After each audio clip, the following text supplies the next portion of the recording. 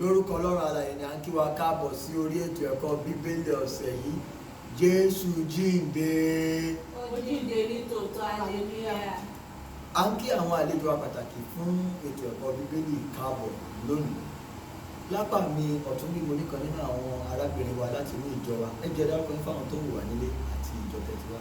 Orúkọ mi ni Alobahun Labake láti ìjọ St. Peter's Anglican Church, Bobado, Ìlárò. Bẹ́ẹ̀ náà ni à ń kí àlejò wa kejì káàbọ̀. Ẹ jẹ́ dárúkọ yín fáwọn tó wù wá nílé. Orúkọ mi ni Abiodun láti ìjọ St. Peter's Bobado. Ẹ ṣé. Ẹ̀ka àkòrí tí a ti wò láti ìbẹ̀rẹ̀ ọdún yìí ni Olúwa Ọlọ́run àti ìjọba àlàáfíà. Ẹ̀ka àkòrí tí òní ni ìṣẹ́gun Kristi apá kìíní.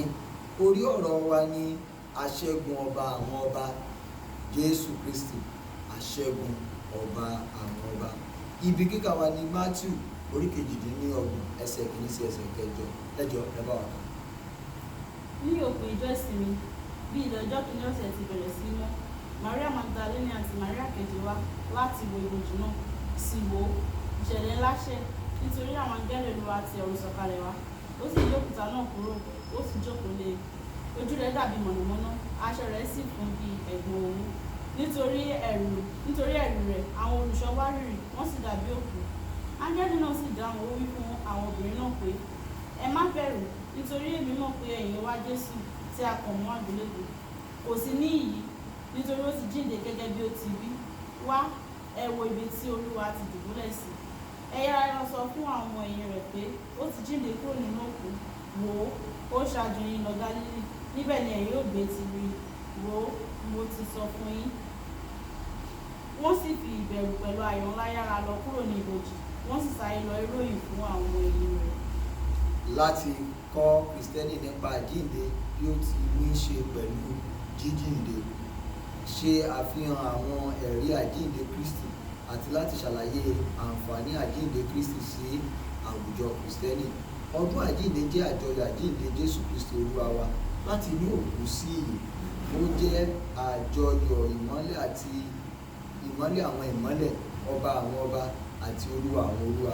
Bí ọdún àjíǹde ti túmọ̀ sí àjọyọ̀ àjíǹde Kristi, bẹ́ẹ̀ náà ni àjíǹde túmọ̀ sí dídìde Jésù Kristi kúrò nínú òkú lẹ́yìn fífi ẹsẹ̀ ikú àti sísin rẹ̀ múlẹ̀ ní ọjọ́ 3. Àjíǹde yàtọ̀ gédégbé sí pípè padà pẹ̀lú pàtàkì ìṣẹ́gun Kristi lórí ikú. Bí àwọn oníyèméjì kò tilẹ̀ gbàgbọ́, àwọn ìdánilójú rẹ̀ pọ̀ kò sì ṣe é jiyàn. Ó jẹ́ ìṣẹ̀lẹ̀ tí ó fi gíga agbára Ọlọ́run nínú ẹ̀kọ́ yìí. A ó ṣe àyẹ̀wò èrò náà àti àǹfààní rẹ̀ fún àwọn Kristẹni. Atọ́nà ìjíròrò wa fún òní bí a ti gbé kalẹ̀ nínú ọ̀rọ̀ àkọ́sọ àti ibi kíkà àti òní. Kí ni àjíǹde? Báwo ló sì ṣe yàtọ̀ sí jíjíǹde nínú òkú bí a ti lè sọ pẹ̀lú ikú Lásárù? Arábìnrin wa, kí lè rí sọ sí ìbéèrè tó wà nílẹ̀? Láti àwọn ibi ẹsẹ̀ ìpele tí wọ́n fún wa yìí, a rí pé Lásárù, Jésù ni ó jí Lásárù dìde kúrò nínú òkú, a sì bọ́ aṣọ òkú kúrò ní ara Lásárù. Ṣùgbọ́n Jésù Kristi, ó kú fún ìdí pàtàkì kan. Ìgbà tó dẹ̀ fi jí ló dìde sínú ipò ògo, ó dẹ̀ gòkè lọ sí ọ̀run láti lè sí ipò rẹ̀ tí ó jẹ́ ti ọmọ Ọlọ́run. Ẹ ṣé. Ìyẹn ni wípé a pe Lásárù padà láti rí ipò òkú sí ààyè. Ó tilẹ̀ jẹ́ pé Jésù Kristi òun ló yọ̀ǹda ara rẹ̀ láti lọ sí inú ipò òkú láti ṣe nǹkan kan lẹ́yìn ìgbà tí ó sì padà gẹ́gẹ́ bí ipò rẹ̀ láti mú ìwọ̀ àwọ̀ ara Ọlọ́run àti ọmọ ènìyàn. Ẹ ṣé. Ìbéèrè wa kejì, bí ẹ̀kọ́ tí òní ti sọ fi ìyàtọ̀ hàn láàrin àjọ̀dún àjíǹde àti àjíǹde. Ẹ ṣé sà. Ọdún àjíǹde ó jẹ́ àjọyọ̀ Jésù Kristi Olúwa láti inú ikú sí ìyè àìnípẹ̀kun. So àjíǹde pàápàá fúnra rẹ̀ ó túmọ̀ sí ìjíǹde Jésù Kristi kúrò nínú òkú nígbà tá a fi ẹsẹ̀ rẹ̀ múlẹ̀ ní ti kíkó àti sísin rẹ̀, ẹ̀kọ́ nígbà tí ó kó wa sí. So lẹ́yìn ọjọ́ 3 ló wá jí dìde kúrò. Ìyẹn túmọ̀ sí àjíǹde. Ẹ ṣé. Yẹn ni pé àjíǹde àti àjọ̀dún àjíǹde nǹkan méjì tó yàtọ̀ ni.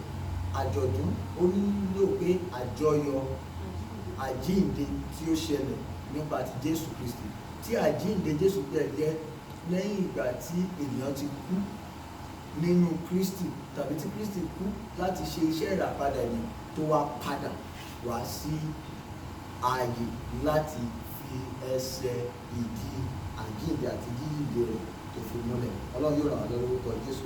Ìbéèrè kẹta, láti inú àwọn ẹsẹ̀ ọ̀rọ̀ Ọlọ́run wọ̀nyí, kí ni àwọn ẹ̀rí pé Kristi jíǹde kúrò nínú òkú nítòótọ́? Àwọn ẹsẹ̀ ọ̀rọ̀ Ọlọ́run tí wọ́n ní ká kà ó pọ̀. A rí Mátíù orí 17 ẹsẹ̀ 2 sí ẹsẹ̀ 4 bẹ́ẹ̀ náà la rí orí 2 ẹsẹ̀ 2 sí ẹsẹ̀ 6 àti ẹsẹ̀ 11 sí ẹsẹ̀ 15. Iṣẹ́ àwọn Àpọ́stélì orí 1 ẹsẹ̀ 9 sí ẹsẹ̀ 11. Kọ́ríńtì kìíní orí 15 ẹsẹ̀ 3 sí ẹsẹ̀ 8. Kí ni àwọn tẹ́lẹ̀ tọ́ka sí gẹ́gẹ́ bí a ti ka àwọn ọ̀rọ̀ Ọlọ́run yìí tẹ́lẹ̀, tí ẹni tọ́ka sí tẹ́lẹ̀ lè fi hàn pé nítòótọ́ Jésù yìí jíǹde? Ẹ sọ̀rọ̀ sókè dáadáa kí àwọn tó wà níbi wọn lè gbóhùn yín.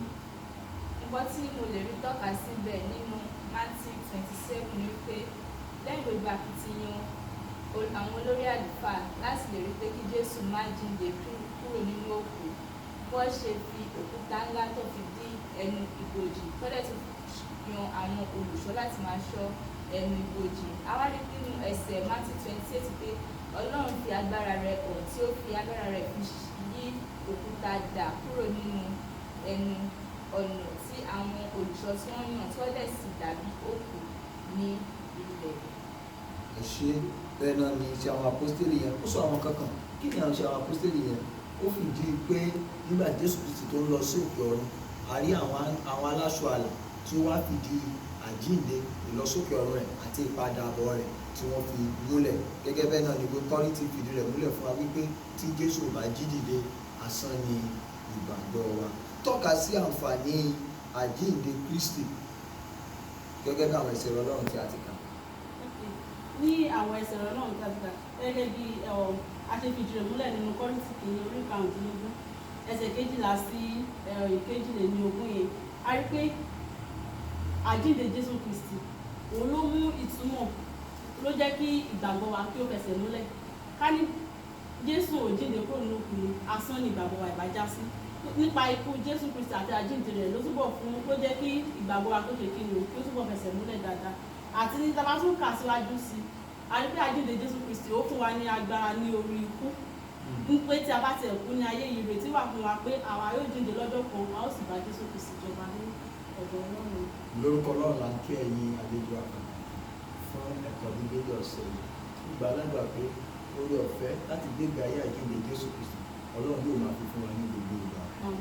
Ìparí, agbára Ọlọ́run di fífihàn nípa àjíǹde Jésù Kristi kúrò nínú òkú.